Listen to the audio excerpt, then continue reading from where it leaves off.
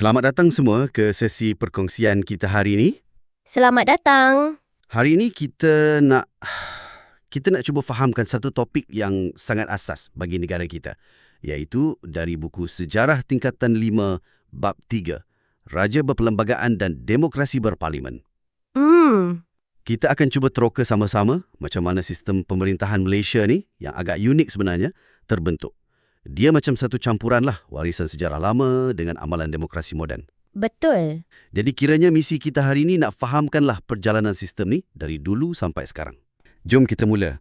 Sekarang mari kita bincangkan bab 3.1, latar belakang pemerintahan beraja dan demokrasi berparlimen.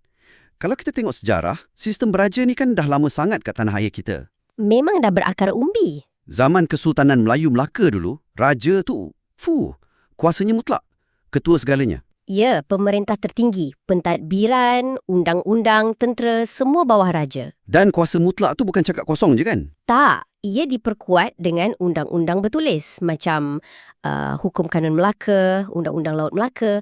Ini tunjuk sistem tu teratur, ada struktur. Konsep Islam pun penting, raja penaung agama. Lepas tu, keadaan mula berubah sikit bila British datang campur tangan. Sebelum Perang Dunia Kedua lah. Diorang perkenalkan sistem residen, penasihat British. Tapi yang menariknya, institusi raja tu tak dihapuskan terus. Masih dikekalkan sebagai ketua negeri. Ya. Tapi masa pendudukan Jepun, lagi teruk kan? Oh, masa tu memang getih.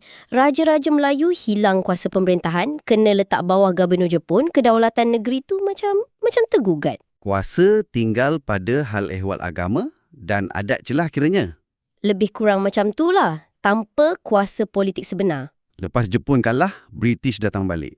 Kali ni dengan idea Malayan Union 1946. Yang ni memang kontroversi besar. Ya, sangat besar. Sebab Malayan Union ni dilihat macam nak hapuskan terus kedaulatan Raja-Raja Melayu. Kuasa raja hampir hilang, kerakyatan pun jadi mudah sangat. Itu yang buat orang Melayu bangkit menentang habis-habisan. Betul. Penentangan tu bukan saja isu politik, tapi ia tunjukkan betapa kuatnya hubungan orang Melayu dengan institusi raja sebagai lambang kedaulatan. Dan bantahan inilah yang akhirnya berjaya batalkan Malayan Union. Dan digantikan dengan Persekutuan Tanah Melayu 1948. Ya, PTM 1948. Ini penting sebab ia kembalikan kedudukan dan kedaulatan Raja-Raja Melayu. Jadi, PTM 1948 ni macam langkah penting ke arah sistem raja berperlembagaan yang kita ada sekarang. Betul. Dan selepas Merdeka 1957, barulah sistem raja berperlembagaan dan demokrasi berparlimen ni betul-betul termaktub dalam perlembagaan persekutuan. Raja tak lagi berkuasa mutlak, tapi jadi ketua negara atau negeri mengikut perlembagaan. Ya, satu evolusi peranan dari pemerintah mutlak kepada ketua negara simbolik yang berdaulat tapi tertakluk pada perlembagaan. Institusi raja dihormati tapi kuasa pemerintahan sebenar pada kerajaan yang dipilih rakyat. Inilah asas sistem kita. Okey, jelas dah latar belakangnya. Sekarang mari kita bincangkan bab 3.2, Sejarah dan Kedudukan Institusi Majlis Raja-Raja. Majlis ni pun bukan baru wujud lepas merdeka aja kan? Ada sejarahnya. Ada. Akarnya boleh dijejak sampai ke Durbar yang ditubuhkan tahun 1897. Durbar, itu untuk negeri mana? Untuk Raja-Raja Melayu di Negeri-Negeri Melayu Bersekutu, NNMB, Perak, Selangor, Negeri Sembilan, Pahang. Kira macam platform awal lah untuk raja-raja ni jumpa pegawai British, bincang pasal pentadbiran persekutuan masa tu. Oh, okey. Lepas tu? Masa Malayan Union yang sekejap tu, ada juga Majlis Sultan-Sultan. Tapi bila Malayan Union batal dan PTM 1948 ditubuhkan, barulah institusi ni disusun semula dan diberi nama rasmi Majlis Raja-Raja. Jadi dalam PTM 1948, Majlis Raja-Raja ni dah formal lah. Ya, dah formal. Dengan keanggotaan semua 9 Raja Melayu. Jadi satu badan kolektif yang wakili Raja-Raja. Lepas Merdeka 1957 dan lepas pembentukan Malaysia 1963, keanggotaan dia macam mana pula? Keanggotaan utama masih 9 Raja Melayu. Tapi yang di-Pertua Negeri dari Melaka, Pulau Pinang, Sabah, Sarawak pun turut serta jadi ahli. Tapi ada beza peranan kan? Ada. Yang di-Pertuan Negeri ni tak terlibat dalam mesyuarat SAS untuk pilih Yang di-Pertuan Agong YDPA dan Timbalan YDPA. Sebab pemilihan tu hak eksklusif Raja-Raja Melayu, mengekalkan tradisi. Okey, dari segi kedudukan dalam perlembagaan pula macam mana? Majlis Raja-Raja ni kedudukannya sangat istimewa. Ia sebuah institusi unik yang tak tertakluk pada kuasa kerajaan secara langsung. Ada kuasa dan fungsi tersendiri yang dijamin perlembagaan. Boleh terangkan sikit fungsi-fungsi utama dia supaya anda yang dengar ni pun lebih jelas. Weh, fungsinya banyak tapi yang utama, pertama, memilih YDPA dan timbalan YDPA setiap 5 tahun. Ikut sistem giliran itulah. Okey. Kedua, kena beri persetujuan untuk sesetengah undang-undang atau pindaan perlembagaan, terutama yang sentuh kedudukan raja, hak istimewa Melayu Bumiputra, bahasa kebangsaan. Maknanya tak boleh ubah sesuka hatilah benda-benda ni. Betul, kena ada persetujuan Majlis Raja-Raja. Ketiga, majlis ni juga lembaga pengampunan untuk kes tertentu. Keempat, terlibat dalam perkenan perubahan sempadan negara. Kelima, beri nasihat untuk pelantikan jawatan penting negara. Jawatan macam mana tu? Macam Ketua Hakim Negara, Hakim Mahkamah Atasan, Pengurusi SPR, Ketua Audit Negara kena dapat nasihat Majlis Raja-Raja. Jadi, secara keseluruhannya, Majlis Raja-Raja ni bertindak sebagai mekanisme semak dan imbang dan juga pelindung perlembagaan. Jelas sangat peranannya. Penting rupanya. Okey, sekarang mari kita bincangkan bab 3.3. Yang di-Pertuan Agong dan Raja dalam Perlembagaan Persekutuan. Jawatan YDPA ni satu lagi keunikan Malaysia kan? Diwujudkan lepas merdeka, 1957. Ya, sangat unik. Tak ada kat tempat lain macam ni. YDPA ialah Ketua Utama Negara. Kedudukan tertinggi dalam negara ikut Perkara 32 Perlembagaan Persekutuan.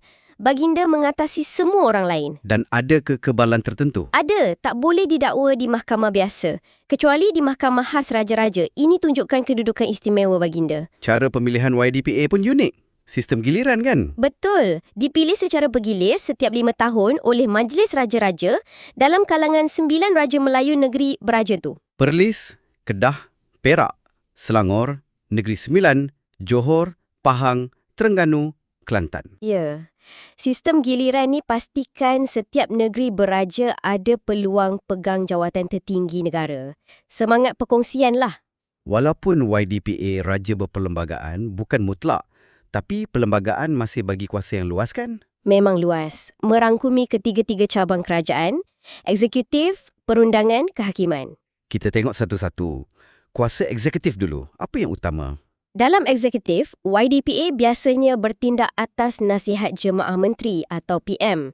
Contohnya, lantik Menteri Kabinet, Timbalan Menteri, Peguam Negara, Panglima Angkatan Tentera, Ketua Audit Negara, semua ni atas nasihat PM.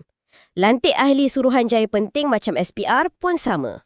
Tapi ada satu kuasa penting yang YDPA boleh buat tanpa nasihat. Ya, kuasa budi bicara. Yang paling utama ialah melantik Perdana Menteri.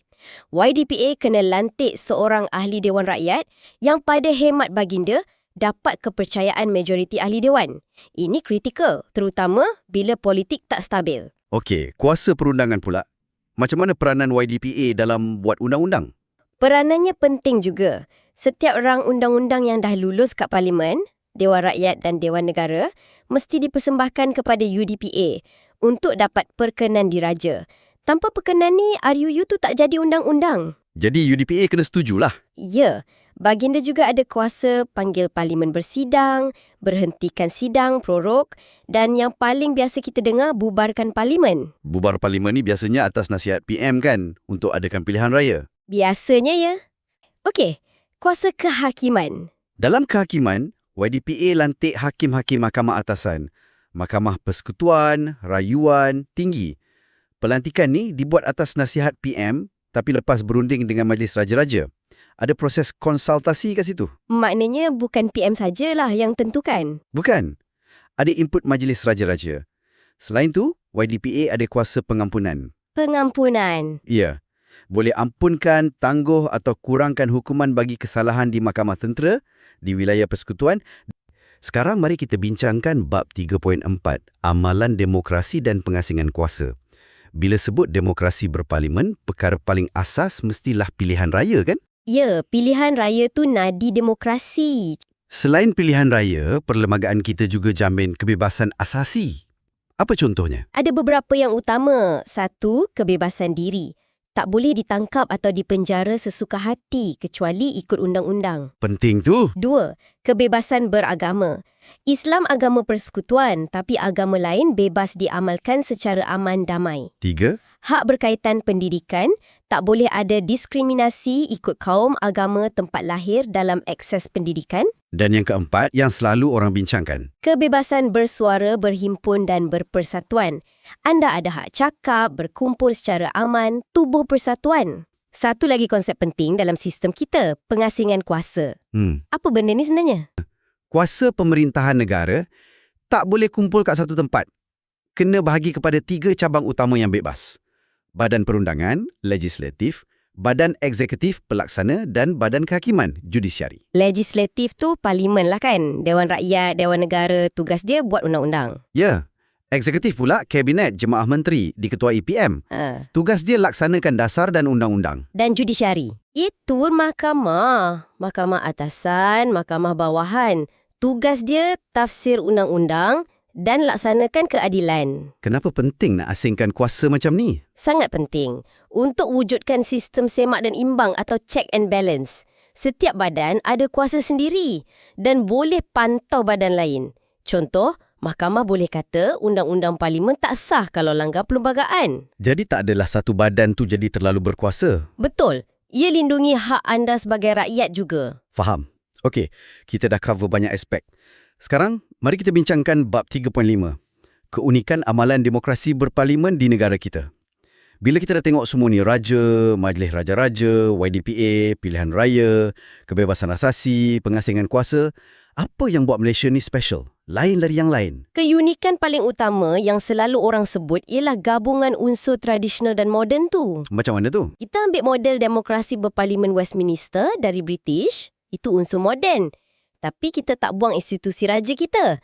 Kita kekalkan dan sesuaikan jadi raja berperlembagaan. Itu unsur tradisional dari sejarah kita. Gabungan ni tak banyak negara buat. Jadi gabungan ni bukan setakat hiasan je lah.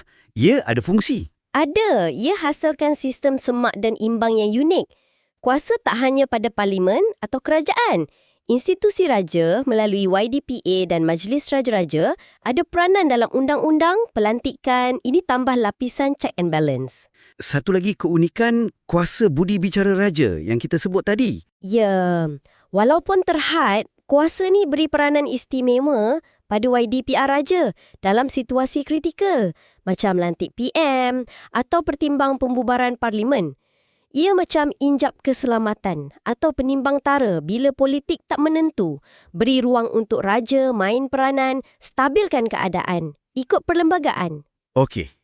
Kalau kita nak rumuskan perbincangan kita hari ini, nampaknya kita dah jelajahi satu perjalanan yang panjang dan menarik tentang sistem pemerintahan Malaysia. Dari akar Kesultanan Melayu, lalui zaman penjajahan, cabaran-cabaran dia, sampailah ke sistem raja berperlembagaan dan demokrasi perparlimen yang kita ada sekarang. Betul tu. Satu sistem yang unik. Cuba seimbangkan warisan lama dengan tuntutan zaman moden. Memang begitu. Dan faham jalinan unik antara raja, demokrasi, pengasingan kuasa ni penting untuk kita semua sebagai warga negara hargai kompleksiti sistem ni. Terima kasih atas perkongsian yang mendalam tu. Sama-sama. Jumpa lagi.